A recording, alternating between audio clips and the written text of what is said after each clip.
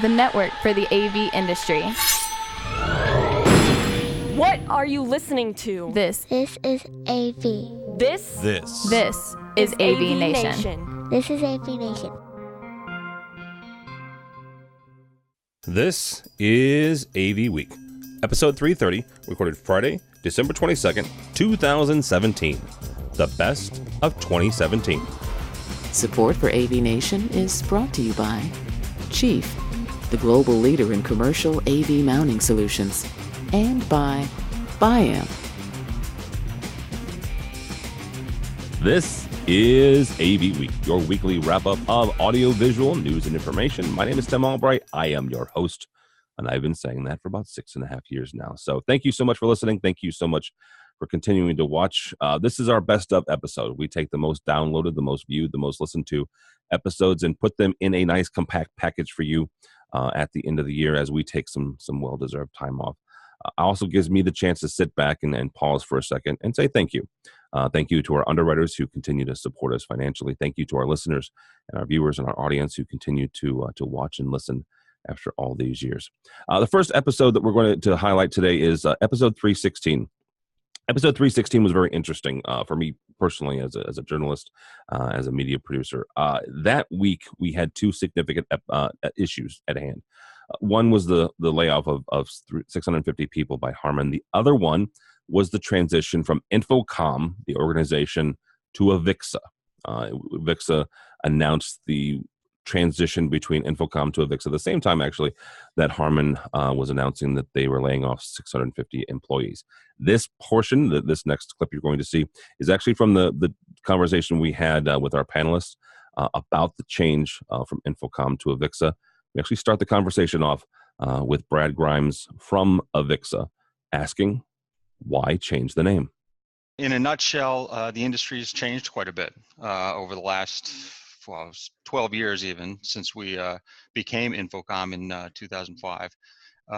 And what we've been hearing a lot in the market and from some of our members and members of our board was that part of this change has made it challenging for them in the marketplace. We've got some commoditization going on and some consumerization of things, and you know the end user today, the buyer of a lot of AV systems, thinks they know what they need to know by the time they're out there trying to get systems and solutions. They've done all their research. They see what they can get at the big box stores, and that's obviously not what this industry is about, and it never has been. And so what we wanted to do was sort of redefine the industry. We wanted to take back ownership of AV and the experiences that AV solutions create. And we wanted to emphasize that as the value proposition of this great industry. And the guests you have here are in the business of doing that. And so that's what AVIXA is all about. So AVIXA, AVIXA, the second part, the first part obviously makes sense. We've been doing audio and video for a number of years. I think in his talk, Dave Labuscas, the CEO of AVIXA, referenced, I think he said 79 or 80 years. The experience part is not new either. InfoComm, and I'll say InfoComm because that's what you were talking about it when you were InfoComm, has been talking about for experiencing the exceptional experience. Back to the first strategic plan that Mr. Labuscas had under his leadership. Is this move and the experience part just an evolution of that?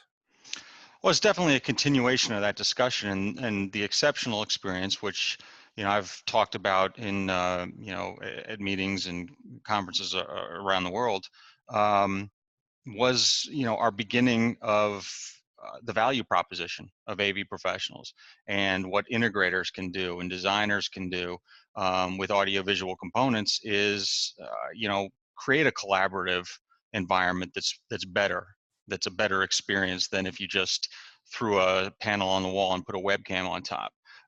It's better, the live events, we already know that so many live events today are unbelievable audiovisual experiences.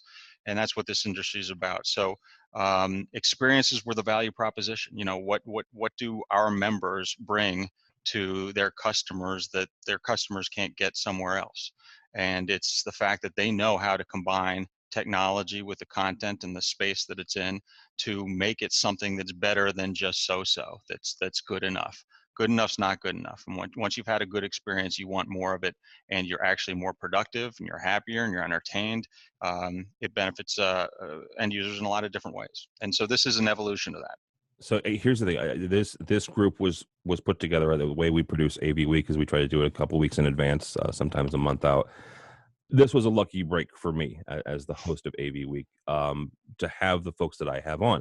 I have an integrator, I have a manufacturer, and I have a young AV professional who's done both manufacturing and now is covering the industry. So lucky break for me that this happened this week. But Brad, I'm going to ask you the question, and then in each of those in turn, because as an association, InfoComm, ICIA, AVIXA, you guys have several constituents, right? You have manufacturers. These are the people that exhibit at your InfoComm show. These are also members. Mm-hmm. You have the integrators, the folks who are actually putting this stuff in and creating these exceptional experiences. But you also have tech managers and a number of end users. I know because I used to be one. You know, when I worked in colleges and universities, I was a tech manager, but I was also a member of InfoComm, and I was on the Tech Managers Council. What does this mean to each of your constituencies? Well, as you know, as being a tech manager and the integrators and the consultants, you know, we've always been in a fortunate position to represent the entire channel. You know, we've never been exclusively an integrator association, or even exclusively of an end user association. We believe that everybody has a role in this. We believe that, for instance, more end users at our shows is actually a good thing. We believe that end users who understand the experience and what it means to ask for better than just so-so, what it means to ask for an exceptional AV experience and get it from an AV integrator who can really deliver it, is important. As I think you've heard in the last week, we do believe that an educated end user in terms of AV experiences is the best end user you can get. And they're going to buy more from you, and they're going to develop better solutions, and they're going to achieve better outcomes. So we think this means getting a message across to the entire channel. We're not favoring one part of the channel over another. If anything, we believe that this is going to bring more people to the industry, and not to grab a bunch of work or anything like that. We think it's going to grow a market. It's going to grow more demand. It's going to grow more interest in it. People who create content are going to see themselves in the industry, and they're going to come and they're going to be able to articulate their needs, and they're going to be able to collaborate with integrators and designers to create even better AV experiences. And we think that's the best thing for the market worldwide, and it'll make the pie a lot bigger, and then we'll all enjoy greater prosperity. All right, very good. Brad, don't go anywhere, because we're going to have our panel kind of chime in on this, and you can probably answer some of the questions better than I can. Dave Hatz, I want to start with you. You're a programmer. You've been in integration for a long, long time before your AVI Systems. You were with another one out of Chicago, done some really cool work. You've been a part of this association for a long time. What does this mean to the integrator today and tomorrow? And as Mr. Labuscas referenced, this is the strategic plan for the next 50 years. So I think one of the big things here is that we now have AVIXA as the organization that sort of provides vision to us as integrators, sort of on the same page with what many of us have seen and been moving towards, and that is that experience. Okay. That, we've been talking for, probably 5-6 years now, that as an industry, we need to get away from dealing with the individual boxes, the individual pieces of the puzzle, because that's what's commoditizing. That's what's driving down our profit margins. And as integrators, many integrators are moving towards service models, are expanding the reach of where they bring value to their clients. And to now have AVIXA, really publicly championing that same message, that it's the outcome that an integrator can provide, but also that it's not just the integrator, it's the designer, it's the content creator, it's the tech manager who has a play in it, that all these groups are part of that experience. And I think it really, it creates a stronger force for us as an integrator. And I'm hopeful that the messaging that can come out, that the resources that can come out, albeit marketing, albeit training, the certifications can support this vision of the experience, so that it gives us a stronger foot to say that, okay, we're not just that little subset of IT that we've sort of been relegating to, that we are an industry that delivers the experience, not just the AV technology, but the experience. I think that's a huge benefit to all integrators. All right, Mr. D'Angelo, before you worked for Utiligy, you also were a consultant in Northern California. So take this from both sides, right? What does this mean, maybe to the consulting community, but also to the manufacturers and the folks who are exhibiting at these shows? Oh, sure. I'm glad you've given me license to do that, Tim. I didn't know if I should or shouldn't. But first of all, the old name InfoComm, to me, it didn't really message that it had anything to do with the AV industry. So I'm glad to see AV in the name. I started as a consultant in 1998, and to me, it was always called InfoComm. I don't remember a time when it wasn't called InfoComm. I mean, maybe we went to NSCA or something like that, but that first show that I went to in 98 was in Orlando, and I believe it was called InfoComm, and then the NSCA show was in Vegas. Real quickly, the organization at the time, and this is actually when they changed the name to InfoComm, that was one of the reasons given. The organization was ICIA. The organization putting on the InfoComm show was referenced as ICIA. Got it. So that's how it became InfoComm. But it's, I think the name is a step in the right direction.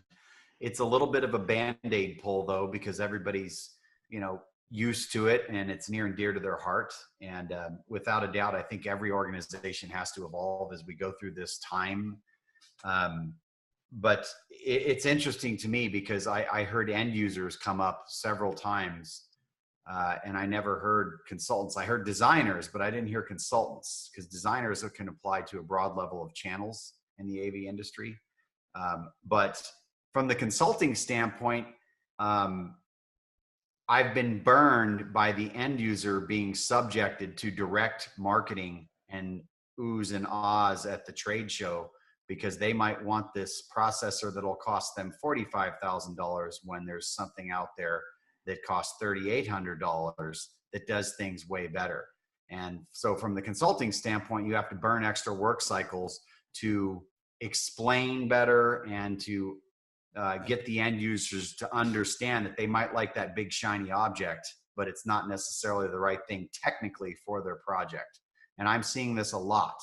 I'm seeing the Software Codec of the Month Club market directly to end users and say, just get a Zoom room. You don't need an echo canceller or, whatnot. I'm seeing the various DSP manufacturers take an end user focus. I was certainly part of that. And now that I'm at Utiligy, we're kind of a company that's right in the middle. And I think that's a good way to circle it back around to my manufacturing duties these days. We're a company that plays right in the middle, and we want everybody to be successful. We want to control everybody and manage and monitor everyone. So from the Utiligy side, we're super excited about AVIXA and everything that it's gone. In fact, I've already got myself a bottle right. Not official branding.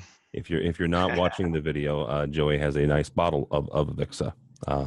And that all seriousness aside, one of the conversations that came out of social media, and God loves social media, was some similarities to drug companies, right? I would be remiss and kind of neglected in my duties if I didn't mention that. There was very good, very positive, Brad, response, but there was also some negative, and some of it was tongue in cheek, right? These are folks who are invested in this organization, who also kind of poke fun at themselves. Go ahead, Joey. When you go through a rebranding exercise these days, though, you're always going to end up with something that sounds like it comes from drug companies, because you've got to come up with a name that's not already copyrighted. And they all that, yeah. It's going to be some weird name, and so I mean, it's got AV, it's got experience in it. It's not a bad name. I'm going to miss InfoComm. And I would be lying if I didn't say in the many months that we worked on this that we didn't sit in a room and said that sounds like a prescription drug. I mean, it's good. See, I didn't. we're not the first ones to this wasn't social media wasn't the first time we've heard this. But it really reflects what we want to do better than anything else. It's important to acknowledge our roots, and we felt it was really important to get back to the AV and to emphasize the experiences that AV can enable. Change catches some by surprise. What we've found so far in the 48 hours or 72 hours or less than that since we announced it, that we have some storytelling to do, and that's what I'm going to do for the next 3 months, 6 months, 9 months. But people who we have conversations with and get beyond 140 characters or beyond 5 letters and to the story of what we think this will do for the industry, they get it. They really do get it. All right, Megan, from both an editor standpoint as well as a former manufacturer standpoint, what was your initial reaction as you were sitting in the same room as I was, and Dave was very animated at that point, right? You could tell it was an emotional buildup for him. And when he announced it, there was applause, and he even admitted, I needed that applause. Yeah, I mean, you could tell he was nervous to hear our reaction because outside of the staff, the press was we're the first people to know this, and, we had to keep it a secret, and I didn't want to, but Brad made me. There was a contract in there somewhere. We appreciate that. No, but it was a good secret to keep, and, from a marketing and manufacturer perspective, I think it is a good move. If you don't keep moving forward, you're going to remain stagnant, and that's how businesses die. And I think InfoComm has always been really great as an association before listening to what people have to say and making those appropriate changes. So making the change to AVIXA, while it's going to be hard and difficult, I think it was a good one. I love the branding. It looks fresh, clean, modern. The only question I had from exhibitors manufacturers was, how the heck do you say that?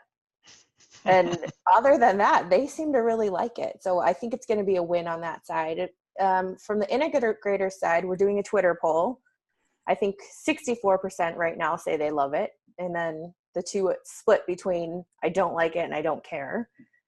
But, besides all the positive we've heard about it's a good move for the association, there is some concern there about integrators being left behind, especially the smaller ones. I've heard, I think AVIXA has done a really great job of saying we're not leaving integrators behind. We're going to educate the end user. It's going to make it more profitable for you.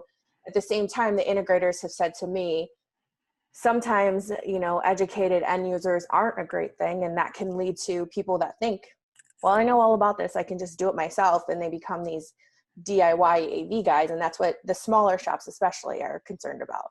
I just think there needs to be some guidelines in place for how the industry engages with end users, because it drives me nuts right now, because we're teaching them technical, but we're teaching them this, it's the best thing ever, by the way, when it might not actually be. And I almost wish that there was a panel that kind of reviewed those sorts of things, which will never happen because no one's going to tell Crestron or Harman or QSC how and what they can say to their target market. But I've seen it from both sides of the channel now, and it's kind of a turnoff to me.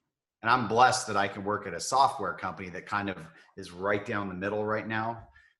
But the end user engagement thing to me is very interesting. Brad, do you guys have plans for that? Like any kind of mixers planned or like end user type of certification? I know you're working on that stuff, but do you have anything you can announce now? No, I don't have anything we can announce now.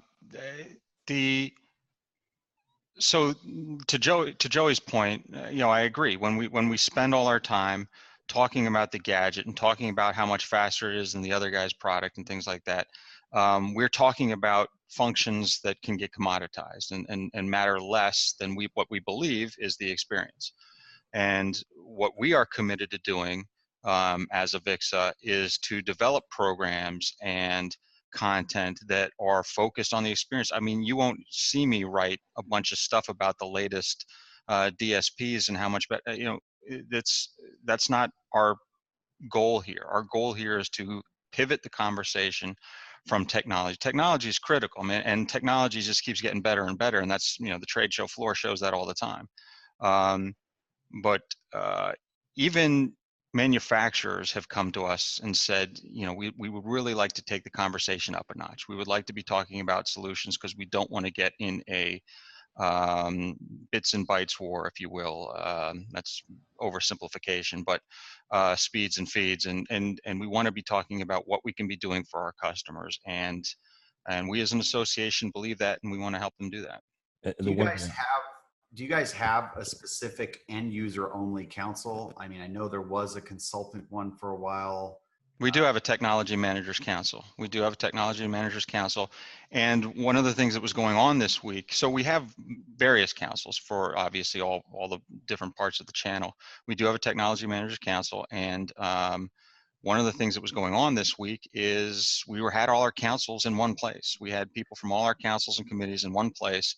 The goal being not only what they're doing and what we can do as an association for some of these councils and these interest groups, but what they can do for each other. I mean, where are the synergies? Where are the synergies between a tech managers group and an integrators group and a consultants group, and how can we build programs that cross all of them? And that's it's going to take a little time, but that's definitely part of the stated goal in the strategic plan that AVIXA is now supporting. This next episode is episode 300. Some folks put some weight into episode numbers, and actually this one was a good one regardless of the numbers. We talked about programming and programmers, and for those of you who have listened for long enough, this is what I used to do. I still do it occasionally from time to time just to keep my skills sharp or sharpened in the programming area of the industry, and so I have a passion about it. My buddy Steve Greenblatt, who hosts our State of Control show, wrote a piece for SCN talking about the post-programmer era. So we start out the conversation with Sean Robinson from Harman, asking what this post-programmer era means to programmers. Steve did an excellent job in the blog post, of course, as you would expect with his expertise in this particular field, right? But, and as you see from all control manufacturers, it is now that we're delivering complete AV solutions, we have to deliver them in a very simplistic way. Now that we're starting to, there's been a plethora of different types of meeting room types for many years, but now it's starting to kind of converge. And from an IT perspective, customers are just wanting a solution delivered. And a lot of them, the more enterprise customers we engage with, over and over, they're saying they want a standardized solution globally because they want the same user experience. And because of that, we've seen our cloud-based configuration software just skyrocket in use because it delivers a standardized application that provides a standardized user experience. But with that being said, there's always those executive boardrooms, divisible rooms where they want some customization to that. And that's just like Steve pointed out in the article, there's always those applications where they'll go in and want to customize something. And so a lot of the things that we're doing is delivering a way to, for IT to have a standardized way to deploy very simply without programming. And if they just want the out-of-the-box solution, that's what they get. But providing tools that they can extend the solution, and that's where AV programming comes into play. I will say that, as we go forward, and again with AV and IT can, already have converged, that it'll be more. Thank you for saying it that way, by the way. Right, and it'll be more standardized programming languages, right? And netlinks will continue to exist for many years, but more common scripting language and common programming languages will be used to extend those, so it can be done not only by AV but also with IT community. And just so we're clear, when you say standard programming, we're talking about C#, Java, Python, JavaScript, Ruby on Rails, stuff Python, like that. Yeah, absolutely. Okay. Clint Kramer is getting into control, so same kind of question to you. Where does this going to leave folks like Steve's company, Control Concepts, and not just the independent programmers, but also the programmers that integrators have spent several years teaching and instructing and bringing them up through the ranks to program these systems? Well, there's actually like a whole bunch of different levels at play here, if I may. And let me preface this by saying that, I'm a marketing kind of guy that is just getting into control. So if I say anything that doesn't sound too intelligent, everybody will forgive me. We were just smart enough to buy a company with a bunch of really smart guys to develop a control solution. But let me get back to the other point. Another topic we're going to discuss today is related to the workplace and millennials. Okay, millennials have grown up with devices and apps, and they don't necessarily need to write code to make things happen in their world like maybe we did when we grew up in the 80s and so forth. So millennials don't want to be programmers. They don't want to learn a language. It should just work. And I think what we're doing as a manufacturer and other people are doing as manufacturers is giving them that opportunity with these easy configurable options. But you can't overlook the fact that no matter what library of stuff we put together, there's still going to need to be customization. I don't think it's as complicated as it's going to be in the past, because I think we have the tools to make it simpler, but there's still going to be customization. So the person who's a Crestron or an AMX or an Extron programmer at a dealership, an integrator today, they're still going to be extremely important to the process. It might be a different kind of a day-to-day activity for them, but there's still going to be plenty of activity. And I think that the kinds of things that we're doing and that Sean said that his company is doing are actually going to open up the opportunity for enterprise level control in more spaces. So I think their work is going, the amount of work they're going to do is increase. It's just not going to be traditionally the same as it has been in the past. Okay. Actually, Clint mentioned the fact that it has gotten simpler. I actually met a programmer probably about 6 months ago, still programming. He started programming audio video systems, control systems in the 80s with punch cards. There you go. I sat and talked, and I was just enamored with this gentleman and just his history of programming. I said, "You had to do what?" "Yeah, the little cards." Yeah, so that's the class I had when I went to college. Yeah, you got to go make punch cards. And you had to stand in line and wait your turn to put them through the system. So yeah. Mr. McGinnis. It was a college that was behind in time. All right, Mr. McGinnis, from an integrator standpoint, I mentioned the fact that integrators have spent quite a bit of time, quite a bit of money, sending programmers, their in-house folks, to classes, both from a travel standpoint, and sometimes you have to actually pay for the classes to the manufacturer. So where does this leave both the integrators and your folks that are in-house? Our place in market, Tim, speaking for Westbury National, is doing larger, more complex kinds of systems. We do lots of simple rooms. We do lots of easy rooms, ones that can easily be configured, or have an online library that we can pick and choose from. But we don't think that we are at any risk of losing relevance by having a Crestron Gold Master and a number of AMX ACE programmers on our staff. I think we have 7 now, and we're looking for more. Good night. The configurable rooms, the simple rooms, those are expanding like rabbits. But the complicated rooms are becoming even more complicated. And the need for automation, because it's not, the trick is not control. I can pick up a universal remote and press a button and something will happen. That's control. Yes. Automation is when you press one button and 12 things happen to make it simple for a user and ensure that that user never has to learn the technology that is involved in delivering their message or communicating with their team. I think that Steve nailed it. He says, yes, there are going to be 2 worlds. We're all going to live in both of those worlds.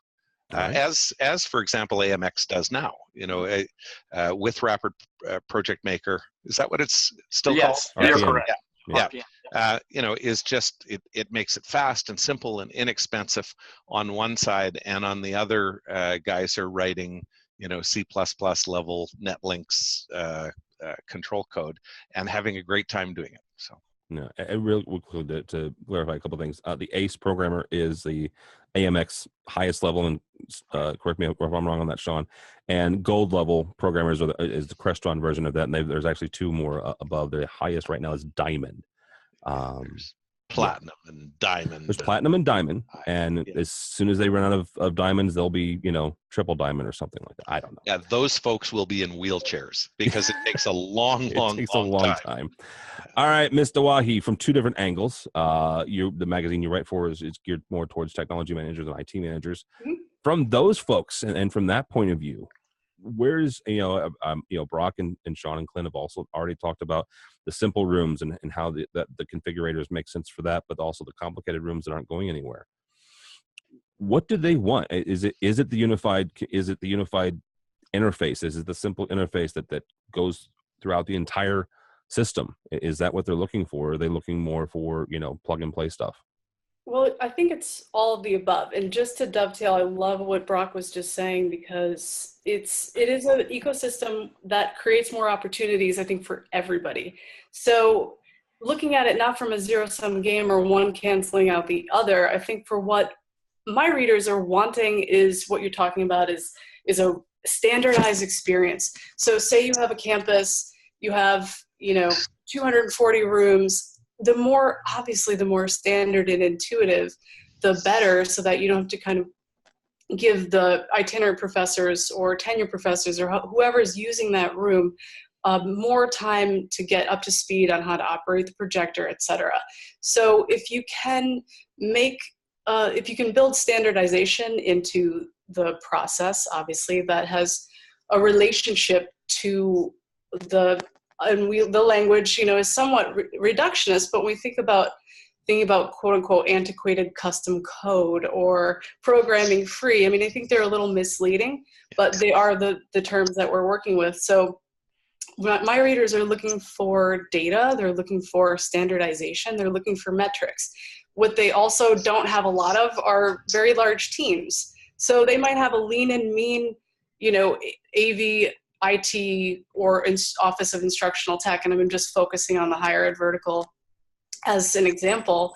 But the more you can have access to, let's say, the smart metrics, something with either Crestron Fusion or the AMX RPM, I think the ROI is certainly more apparent. We just did a really fascinating study, actually a couple of years ago with an AMX, it was an install at Southern Methodist University, and talking about the 20-minute programming. So thinking about, when you can look at a wizard style or just the drag and drop, but going through, looking at what you need to bring on, make live or whatever. But with cloud access, if there's a new unit, it's automatically, updated. So, but that's just one element. So when you ask what are AV Tech's readers or community members asking for, that's one thing. Obviously the standardization, and they don't have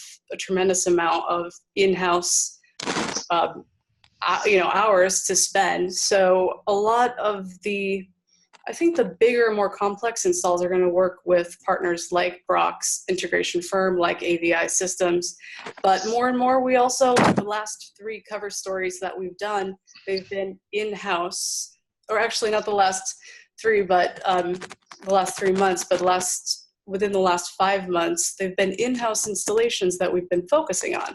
So higher ed institutions that are working on some smaller projects themselves and trying to leverage the expertise that they have and the partnerships that they have with the vendors that they have to make that capital expense go further. So I know I'm giving you a lot of information, but because there's not a monolithic answer. They're all different. We have really diverse readers. So we have people that never do their own install at all. They do their own management.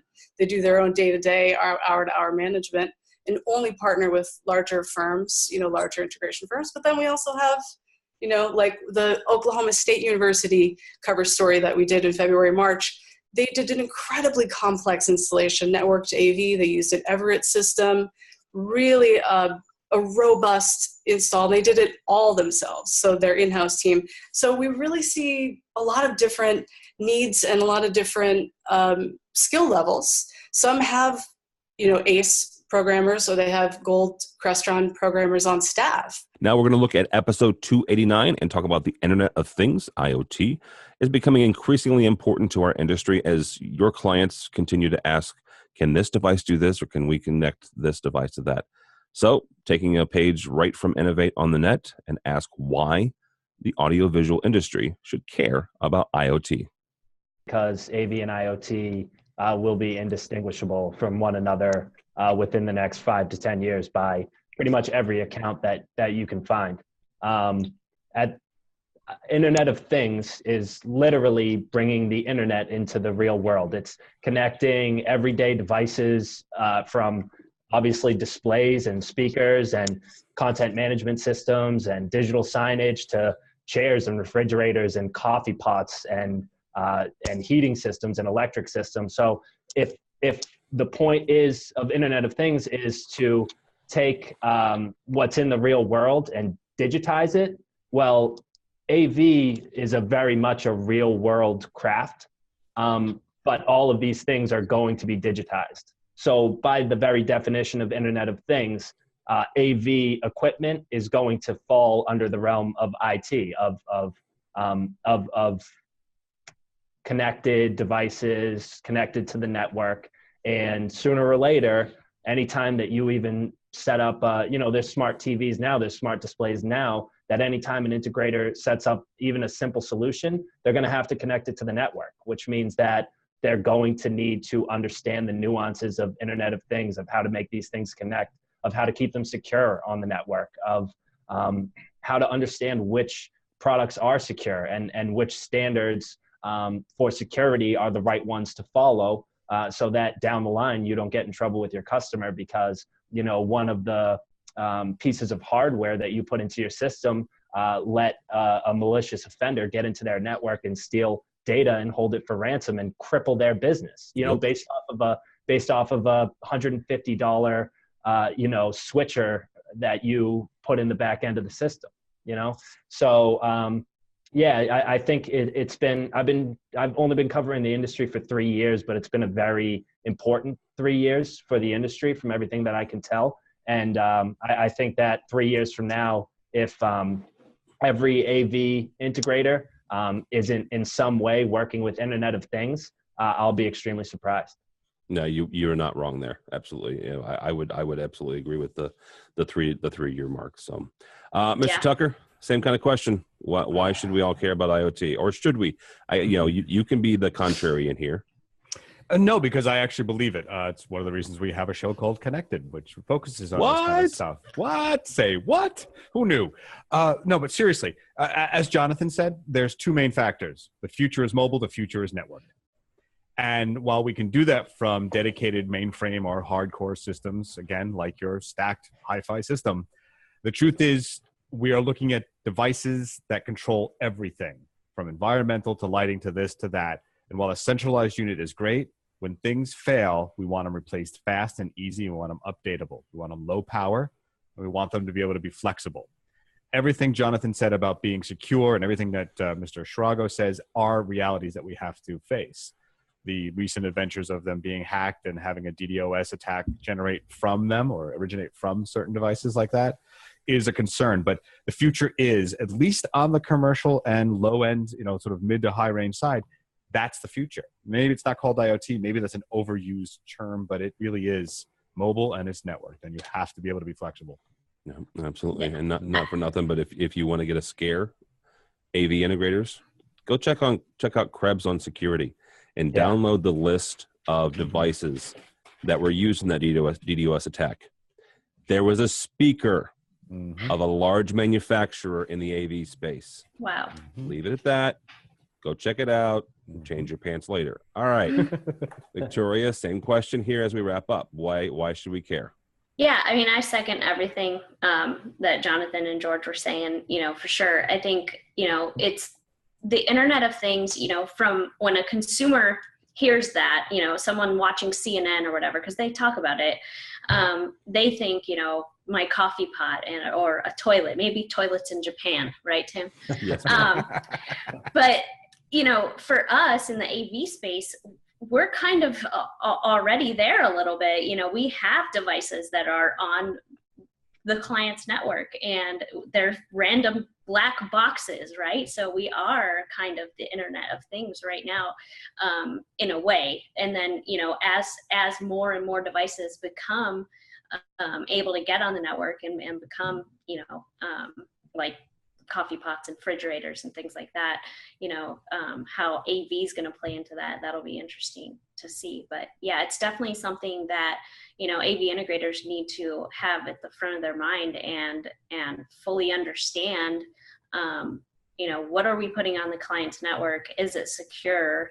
And, you know, working with, you know, because as it is now, the clients just tell us, hey, I don't want your stuff on my network, put it on a separate VLAN. And, you know, but the way that things are going to be interacting and the usability, we're going to have to be on the user's network.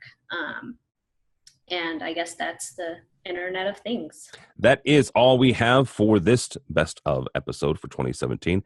Thank you again for continuing to listen, for continuing to watch, to read our blogs, to do our surveys, and continue to sign up for their newsletters. At this time of the year, we're also doing our AVNation Awards. We do it a little bit different than some people. We have a nomination process, which is wrapping up right now. Come for the 1st of January, we will have a slate of folks for you to vote on for what you thought were the best products of 2017. I would like to personally wish each and every one of you a happy holidays, regardless of which holiday you celebrate. I hope you enjoy time with family and friends, and you have a wonderful and prosperous 2018. For more information about AVNation, you can go to avnation.tv. AVNation.tv. You will find this program, a host of others. We have another weekly show that looks at the residential AV industry. It's hosted by my buddy Matt Scott. It comes out on Wednesdays. AVNation comes out on Mondays typically. Also check out our underwriter section. These are the folks who support us financially, allow us to do this program and all the other things, allows us to go to ISE, Integrated Systems Europe, which we will be doing so February 6th through the 9th. Also, check out the website because we have a special preview section coming where we will be interviewing several different manufacturers and people that are having stands at ISE. All that and more at avnation.tv, avnation.tv. Thank you so much for listening. Thank you so much for watching. This has been AV Week.